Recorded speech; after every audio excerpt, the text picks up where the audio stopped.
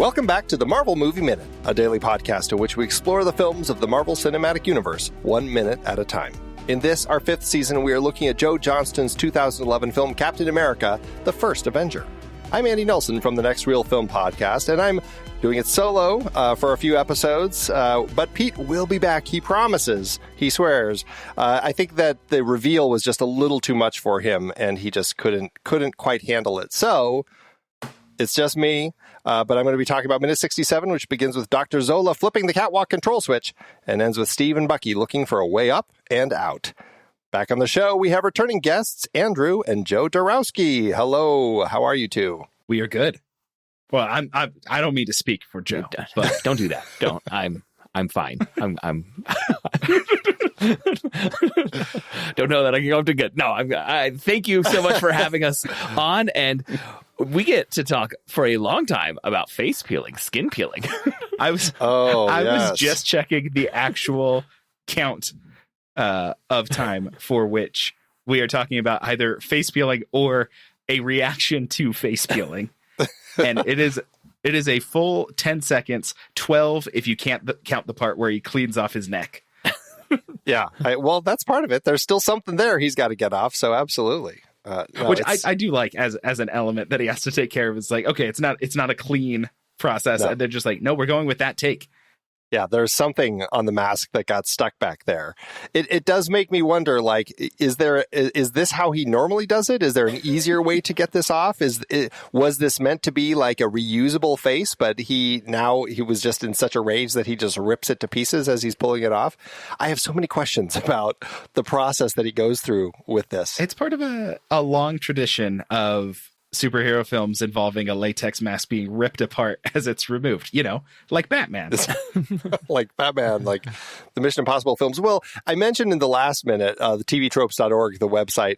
And of course, one thing that I had to look up when it came to this minute was the masks and pulling masks off. And they have a category called latex perfection about the idea of these masks that get pulled off. And when you look at the use in film, I mean, it is all through it. One of the first, the oldest examples was actually in the film Fantomas back in 1964. And that was where the villain always would wear a bald, bluish latex mask to conceal his true identity. And then he would wear other masks when committing crimes. And then sometimes he would peel off the bluish mask to reveal a new mask. And so is this whole thing. And then, of course, James Bond, there's the thing in From Russia with Love. Austin Powers spoofs it. Of course, Scooby Doo, Mrs. Doubtfire. I mean, it is a big thing. And, I guess in sense of a villain with a disfigured face of some sort, another good example that I can think of would be like Who Framed Roger Rabbit, where you have the villain in that, Christopher Lloyd playing Judge Doom, who has a disguise looking like a human, but in reality, he is a creepy, creepy toon. Which I don't think I think he keeps that mask on until he melts. So I don't think you actually ever see what the cartoon looks like. The only thing he does is he pops out his eyes. Right. Yeah. Right. Yeah. So you see cartoon eyes. But otherwise, yeah, you're right. It has been a long time since I watched Who Framed Roger Rabbit, and I am getting vivid flashbacks from these descriptions. It's Joseph. Yeah, you should go watch it because it's pretty fantastic. I've guested on. There's going to be a Roger Rabbit minute. Who analyzed Roger Rabbit, and I've been a guest on their recordings, and it is a fun watch. It is a rock solid movie to go back to. Absolutely. I think I just have a vague memory of I was probably too young for that final act when the guy gets run over by the bulldozer and As a kid, that's a lot. Yeah. It is a lot to take. I mean, I can totally understand that. Even though it's your villain, having a person who looks like a person getting run over by a steamroller, it is a pretty terrifying thing to witness. So, steamroller. Yeah. But you get so much good Bob Hoskins in it. Oh, yeah. Oh, God. That movie's just perfect. That is a great, great movie. Anyway, let's before we get to face ripping though, I just want to set things up. So in the last minute, we saw Zola run over to the catwalk control switch and flip it so that the catwalks would retract. Now, I had a few thoughts on this. Why is this part of the design?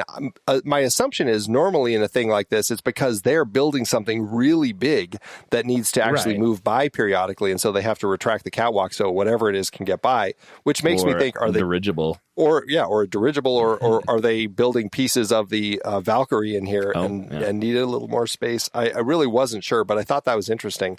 But what was funny is in the script, when he flips that switch, Schmidt actually, as it's written, it says, Schmidt gives Zola a withering look and Zola pales, which I thought was really interesting. Like, how dare you stop me from having this confrontation with my nemesis? And I think that's really funny that they kind of left that out because, Zola does seem largely, through much of the film to kind of pale from things that Schmidt's doing. I mean, how do you two what do you two read into the relationship between Schmidt and Zola? I don't think Schmidt is a fan of Zola showing any initiative. He wants the lackey that only does what he's told, and he did not order him to open the bridge. So it would have fit perfectly for him to give a look like, well, what are you doing thinking for yourself over there? I agree. I think that's maybe the best way to think about it. And I mean, Zola is part of Hydra, but he feels like a civilian contractor. Yeah. Like, he doesn't feel like he's enlisted, right? Like, he never wears a uniform. No, right. There's a sense of him kind of, I mean, we talk a lot about him being comparable to Erskine, but in a sense, maybe there's almost more of a comparison with Howard Stark, how he kind of is the one who's building these things, but is kind of the civilian contractor working with them, with this particular team. I hadn't really thought about that before, but that's an interesting perspective for sure. Yeah, like he takes orders, but it's like, I don't think he's part of like a chain of command in any way. Well, and we were trying to figure out, like, what is he supposed to be doing? Like, he seems excited to be building things and coming up with all of these designs and making stuff with the Tesseract energy. But when he has that opportunity to talk to Schmidt about the fact that, Erskine, they found Erskine, and, what are we going to do about it? And he asks, should I give the order? And Schmidt's like, the order has already been given. It's like, Oh, good. Great. That's great. But it seems like he was expecting that. So it's like he doesn't even know what Schmidt is expecting of him. It's a very odd relationship that they have. And I think it's interesting the way it's portrayed. And I think it's interesting, like, how Zola ends up getting portrayed when we get to Winter Soldier, which we'll have to wait a while to get to that. But it almost seems like a different Zola, the way that he reacts there. So would it have made sense at this point, as the catwalk's retracting, for Steve to just jump over and keep fighting? Is there a reason he doesn't? Is it because Schmidt's monologuing here? Any thoughts on that? I think he just doesn't know. He won't jump until he's more compelled, or is it because he's like, well, Bucky's right here, like, we have an objective? Yeah, I was gonna say he's still a protective of the wounded Bucky. That's there. I thought, if I'm over there, is Bucky really gonna be in great shape to go save himself? Yeah, that's actually an interesting point. Yeah, I mean, obviously he's here protecting this person, his friend that he rescued. So it wouldn't make sense for him to jump over just in case he couldn't get back or something. He wants to make sure Bucky gets out safely. So, okay, I buy that. But then, now let's talk about this face pull. So it is a perfect trope. I love it when it's used. And again, we kind of had started expecting it because we saw the damage around the eye. And now it fully comes off here. How does it play for you? Do you buy into the way that this works? I mostly do. I don't care for like dropping it down into the flames. I think that part looks, less convincing and just feels less necessary. But overall, I think it's like he looks just like the Red Skull. Yeah, I think I like the final reveal more than the process of the reveal. Like the makeup job. That's fair. On Red Skull. That is amazing. And that is top notch. The journey from Schmidt to Red Skull. You referenced all, like, you watch a Mission Impossible movie and you're kind of like, really? That face was under that other face? You just kind of have to just accept that that's the world you're living in, or the whole thing's going to fall apart. they spend plenty of time on trying to do the face rip, but you are left, I think, with questions of what does Red Skull's morning routine look like to get the face off and to get dressed in that outfit with all those buttons and straps, and how does it like the final reveal of the Red Skull? Do those contours line up with what I saw on the face at all just a minute ago? Right. But the finale, the work that they did to bring this absurd comic book character to life on the screen is so good that I forgive any of the hiccups in the journey that I have. Yeah, I think that's largely where I land with it. I mean, actually, I don't mind the process that he goes through in pulling it off. In fact, I actually like that it seems like there's a lot more work to get this thing off. I feel like in stuff like Mission Impossible, it's just like, you rip this thing off so quickly. And it's like, really, that was all under there and it works so well. Here, it legitimately seems like it takes a while to get this thing to fit just as it does. And it takes a long time to get it off. Like, I enjoy how hard it seems to kind of pull this thing off and how it seems so kind of stuck to him. I think that's kind of a cool thing that we don't always see with this sort of thing. Yeah, like when he's grabbing that little bit of whatever stuck on the back, whether it's, so just some stuff stuck in the neck or some of the hair was still on or whatever it is, like just the fact that it didn't come off cleanly is a great touch.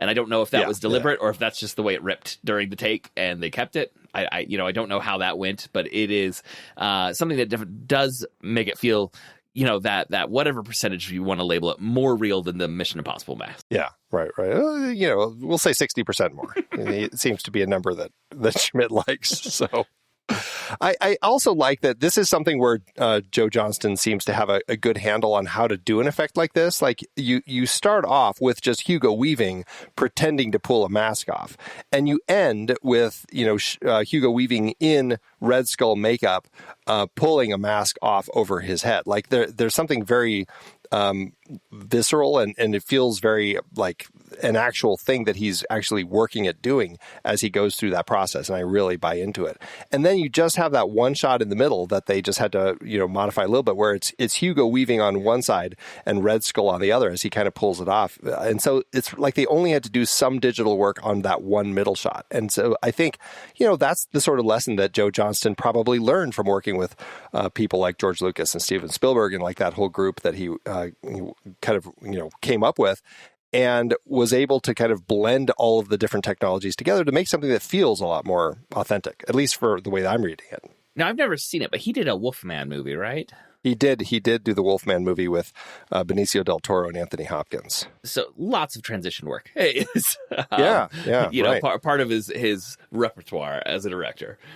Yeah, it came right before this. We actually did a hiatus episode about that for our members, which was kind of a fun episode. I mean, it's not a great movie, but the effects work. I mean, yeah, that is the thing that you can tell that he spent some time with, is that they did do some, physical stuff and some CG. Now, in that one, they did decide to do a lot more of it in CG than they had originally planned, because they realized that they would be able to kind of get more specifically what they were actually looking for.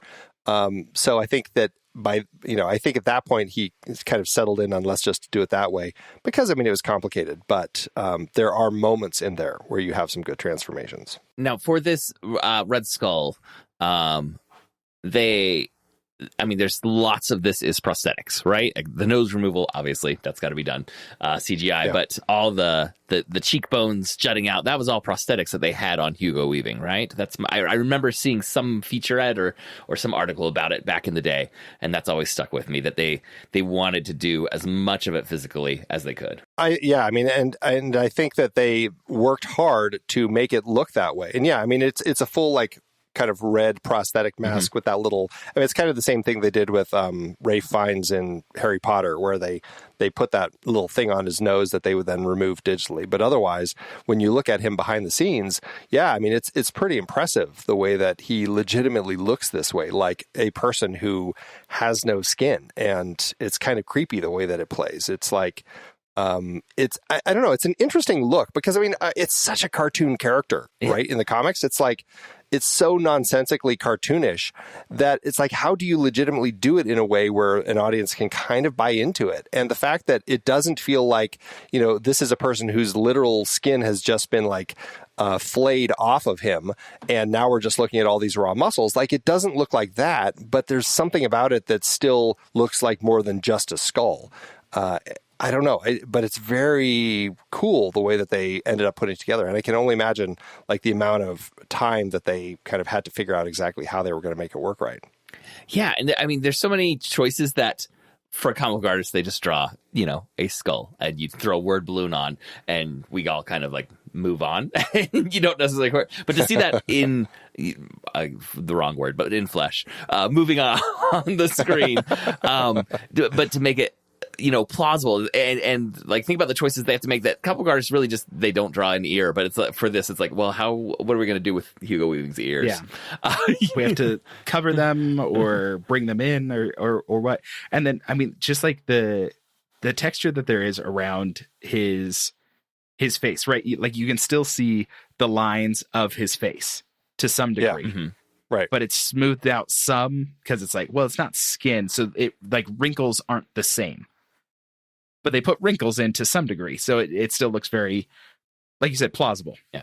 Yeah, it's almost like the wrinkles, it's almost like they are the muscles, but not the muscles. Because again, I think it would be an R-rated film if it was a person who looked like it was just raw muscle on his face, like blood and flayed flesh. Like that would just look awful. But the fact that it looks comic bookish, red, you can see those lines. They look like, the muscles, but it also just looks like the wrinkles. Like it ends up, I don't know, something about it creates this weird amalgam of all those things that I buy into as this comic book creation. And I find him so fascinating as a villain, and I love his look. Yeah. And in the comic book, there are times where like it really does feel like they've decided to just draw a skull, and it would be like, well, how... yeah.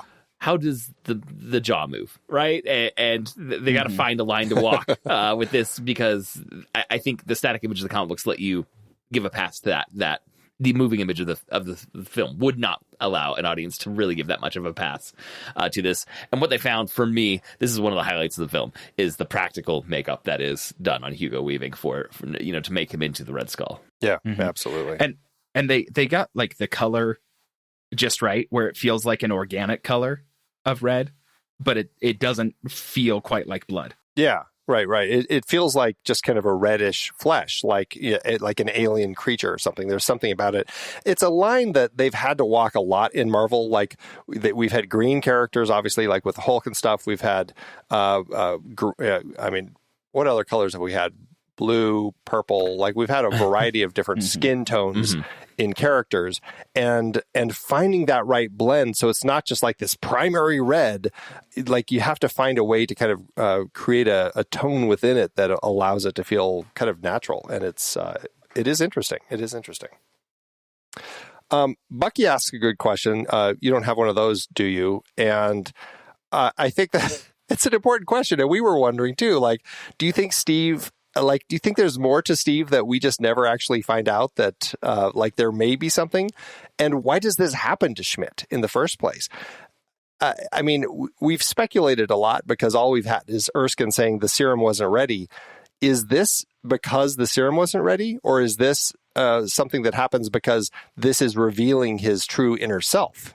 Yeah, because they say the serum, there's that question. Was it the serum not ready? But also he has that monologue where he says like it makes more of whatever's in you, what is within you. The good will become better and the bad will become worse. And so is his evil nature as a Nazi somehow perverting the physical transformation that the serum could give? Is there like a moral component to the serum's reaction to the bodies of the people that get injected with it?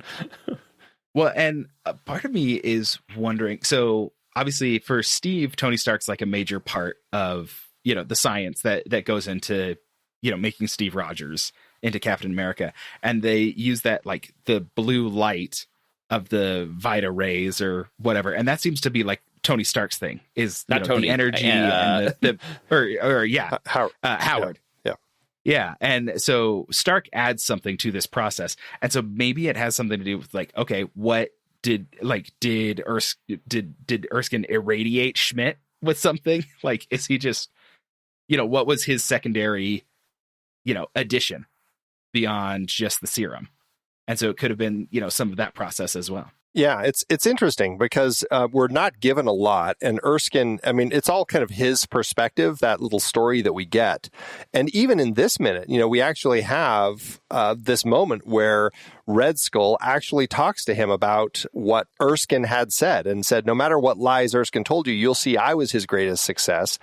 And this whole idea about Steve being deluded and all of this, like, there's an interesting element to that perspective of, we saw Erskine's flashback of what happened with Schmidt, but it was also very dreamlike in the way that it was described. Like, we're not seeing an authentic lab. We're seeing like bubbling, materials behind him and fire and all this sort of stuff. It feels very storytelling the way that Erskine's flashback is made. And so when you have this moment where Schmidt is having this, it does make you wonder, like, perhaps there was something with Erskine that he was actually happy with how things turned out with Schmidt, and then realized how Schmidt was evil and actually fled. And so, I don't know, I think that it's actually interesting, like this perspective that we have where is the line that we have between Erskine and Schmidt and Steve, and how all of that kind of connects to kind of creating whatever this super soldier serum is really supposed to be doing with the people. Yeah, and to have such different results. I think like all the questions we have are reasonable responses to an audience watching this movie, and the movie is not terribly interested in giving us a concrete answer. Well, no. And I think that ends up being the big thing that leads to all these questions, because clearly they were just like, we're not going to worry about it too much, and they'll just figure it out. For a character that is, more grounded, where like his power set ends up being like human plus, so more grounded than someone like a Superman character, or, even some of the other Marvel characters that we're going to end up getting. There is a surprising amount of hand waviness that happens with Captain America, where it's like, how does he survive in the ocean? He just did. He's good. Exactly. And, and why does he become, this version and Red Skull becomes that version? They just did. Good became good better and bad became worse. And we're going to move on. Yeah, it's so hand wavy, like they just kind of dismiss that stuff so quickly. And it's like, all right, I wish there was a little more. And I mean, even in the comics, they talk about how Steve, like, it's all of his senses have been amplified, his vision, his hearing, like all of these different things. And here it's like they never really play with that. I mean, they do to a certain extent. Like, he clearly has, developed some form of photographic memory where he's like looking at these maps very quickly and is able to like pull things from them down the road. Do you guys take that as an enhancement from the serum? I always assumed that was his artistic eye. I kind of took it as an enhancement from the serum. And we were talking about that when he jumps out of the plane too, because it's like, how does he know where he's going? And we're like, well, if there was this enhancement with the serum, he looks at the map that Peggy shows him in the plane.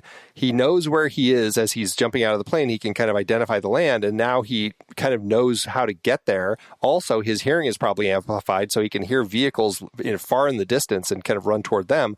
I don't know. It just seems like they're not explaining these things, but if you read into it, you go, well, I can kind of... Yeah. I can see how this stuff might be there. They're just not playing with it. It's a line that they're having to keep. We've talked about this also, where it's like, there's Superman over in the other universe and Captain America over in this one. And we don't want to kind of keep spelling things out to make Captain America look that much like Superman. Mm-hmm. Right.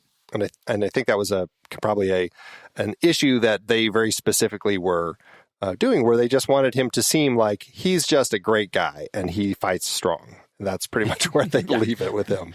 Super Soldier Serum is going to make his punches land harder. He's going to run faster, and he can survive in frozen, frozen ice. Yeah. And one of the things that we haven't talked about a lot yet, or we haven't had the opportunity to, but he clearly knows how to pinball a shield. Yes. That's like an incredible skill that somehow he also develops. Yes. And with Steve, at least, it's presented as almost like intuitive to him. Right. Yeah, it's such a strange thing. All right. Now, going back to Schmidt. So this is this, I don't know. Why is this a turning point for him? up to this point in the film, he has always had a mask on, except for that one moment where he's having his portrait done. And in that case, he's even like hiding his face, like he's turning the lights off so as, I don't know, not to scare Zola or something. I'm not exactly sure. But at this point, it's like he's going to rip this mask off and never put it on again. Like, why is this a turning point for him? Why doesn't he just, when he hops in his little plane in later minutes, why doesn't he go pull one out of his briefcase and put another mask on? Any thoughts as to why this is a turning point? Or is it just purely because for the audience, now the reveal's happened and now we want to see him this way? I think he kept all the masks in this lab. And that was his last blew one. It up, threw it down. He's like, well, I'm never going to blow up this lab, so all those other bases that I've set up, I don't need to put some of my personal effects there. No, that's going to be my no prize answer. Yeah, he's like, damn it, why didn't I have 10 minutes on the clock? Yeah, and so he didn't have time to go grab him. But so like within story structure, this is like for Captain America, this is a point of transformation, right? This is the abyss in transformation where he's going to come out of this as a different person than he went in, not because of superhero origins, but because of the hero's journey, right? This is where we're at with Steve, and I think in some ways this is meant to be the parallel for Red Skull, that he is also going through a moment of transformation and transition and becoming, in his mind, like his best self because of this encounter with, again, in his mind, like this darker version, this doppelganger. For Red Skull, Captain America is the doppelganger. The fact that he's like revealed himself to an opponent, he's like, okay, like this changes my trajectory for the remainder of what's going on, which feels like maybe that turning point really should have come when he was like killing other Nazis. Sure. In the lab, he's like, okay, well, I've really, turned a corner here as far as my relationship to, Hitler, but now, I'm revealing myself to Captain America. Like, why does that stick for him in a different way? Yeah, it is strange. I do like that there is that doppelganger sense, like, I now have somebody who is my equal. I don't need to pretend I'm it's kind of actually in his dialogue here where he's just like, you're just afraid to admit that we've left humanity behind. Unlike you, I embrace it proudly. It's almost like that speech that he gives to Steve, and maybe this is the whole thing, is like, I am leaving humanity behind now. I am taking this step forward into creating this darker future where I control everything, and I don't need to hide behind this anymore. Yeah, it's like a pep talk for himself, because up to this point, he has not embraced it. He is hiding, clinging, at least presentationally, to shreds of humanity. And it is from this point forward that he's going to allow that separation to be undeniable. No, I think that works. That's actually pretty interesting.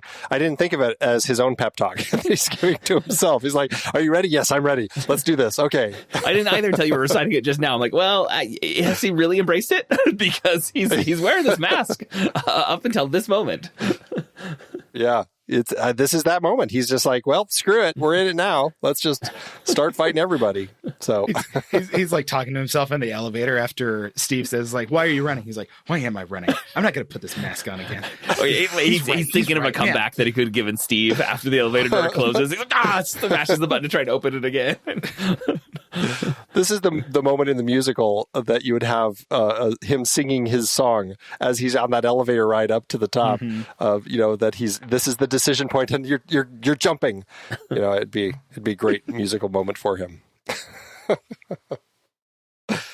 And they do. He and Zola hop into the elevator and they head up to the roof, as we'll find out in a later minute. But at this point, I had one last note here, and it's Bucky. When he says his line, "You don't have one of those, do you?" Bucky's looking pretty rough. I mean, this is about right midway through the minute, about 26, 27, 28 seconds. He's stubbly. He's got kind of a cut on his cheek. His eyes are kind of watery. He's a mess. I just want to remember that for when we get to a later minute, because I'm not exactly sure where he found someone to clean him up partway through, but apparently he does. So he definitely looks worse for wear. Yeah. He does, really terrible. And also, like, in this moment, psychologically worse for wear. He's like, what is going on? Like, I was just on a table. Is this what's happened to the world when I've been out? Yeah. Yeah, Steve's huge. This guy's got a red face. Like, nothing makes sense anymore. Yeah, that's where we are. All right. Any last thoughts about anything in this minute with the reveal or Bucky or anything? I would just say the mask that he throws down when you see it drift down into the explosion, perfect timing, by the way, for him to have thrown that with the explosion that's about to come. Yeah. That is in some ways more grotesque than the Red Skull face. Yes, I agree. It is super creepy, that mask. It totally is. I agree. Also, I will say, I'm glad you brought up that explosion because I had this as another note.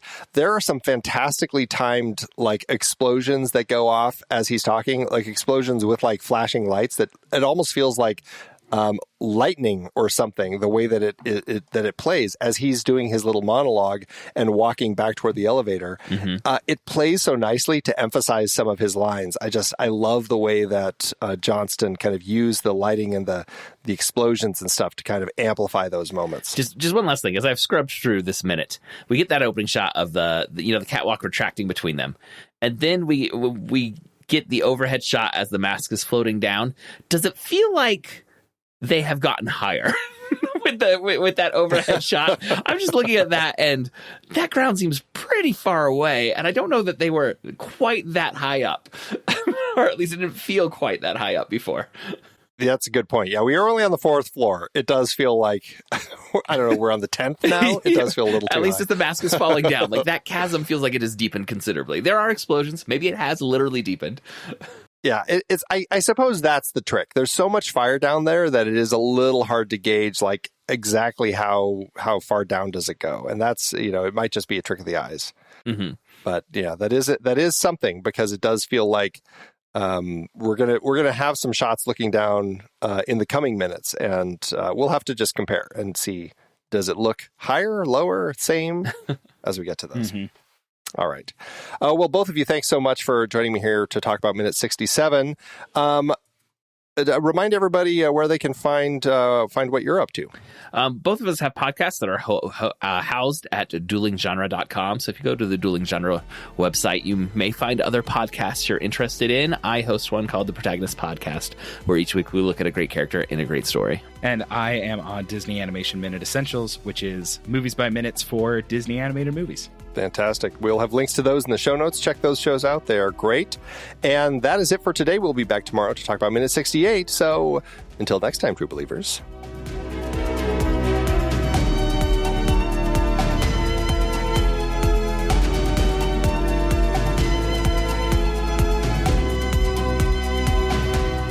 Marvel Movie Minute is a production of True Story FM. Engineering by Andy Nelson.